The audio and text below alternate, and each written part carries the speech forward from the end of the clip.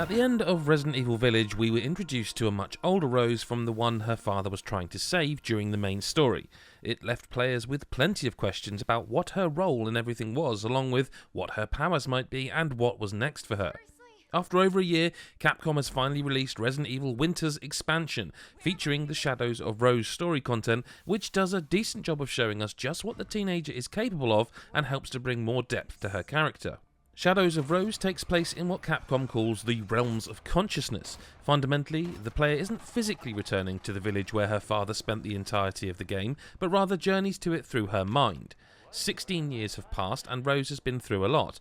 She's tired of being bullied because of her powers and simply wants a normal life, one without the burdens of this white mold that courses through her body. She gets an opportunity to try and remove the mould by heading back to the village, albeit in her mind, but it's still pretty cool returning to Lady Dimitrescu's castle and other places from the original, along with bumping into some familiar characters along the way. It's not a particularly long piece of DLC, as I was able to get through it in around 3 hours. But there are still some great moments that turn the creepiness up to 11, especially when you reach areas with, let's just say, interesting elements from Village. Capcom has managed to make Rose feel both powerful and fragile. She is a 16-year-old girl after all, and controlling her does leave you feeling vulnerable at times. Your arsenal of weapons is stripped back, using only a pistol, shotgun and pipe bombs to do actual damage, but it's her unique power that stands out.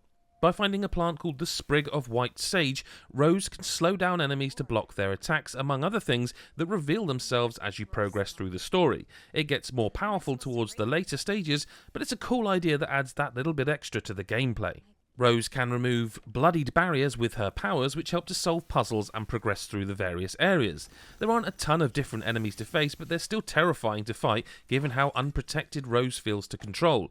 As mentioned earlier, there's a fantastic section involving porcelain dolls that move if you're not looking at them, akin to the Weeping Angels from Doctor Who. Another creature wields a huge spiked mallet that can charge at you and make you feel completely exposed, but having the power to slow some of them down does give you a lifeline when you need it the most. There are some strong puzzles in Shadow of Rose and various keys and locked doors to get through. It is impressive how much is packed into the short piece of DLC, and it felt longer than it was.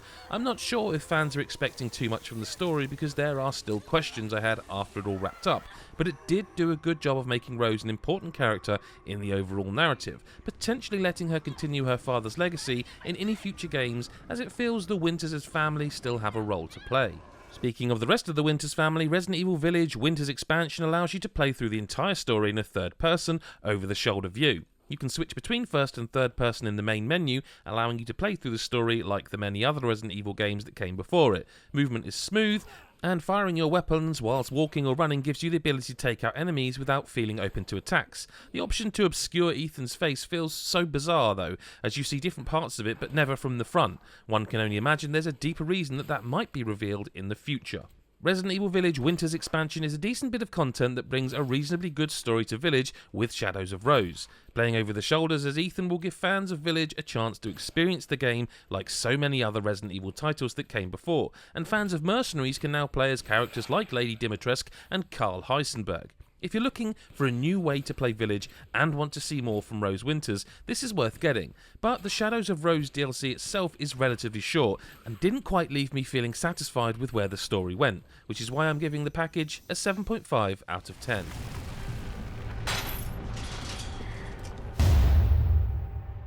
Hey, Adam from GodIsAGeek.com here. Hope you enjoyed Chris White's review of the Winter's expansion DLC for Resident Evil Village. If you did, click the subscribe button and the bell button so you never miss another video from us. Make sure you jump down into that comment section as well and tell us if you're jumping on board straight away, or perhaps you're waiting for reviews like ours, or maybe it's just coming at a period where there's so many games coming out. That's definitely true. Yeah, so thanks very much for watching. Go to GodIsAGeek.com for all your gaming needs, and we'll see you in the next video. Bye-bye for now.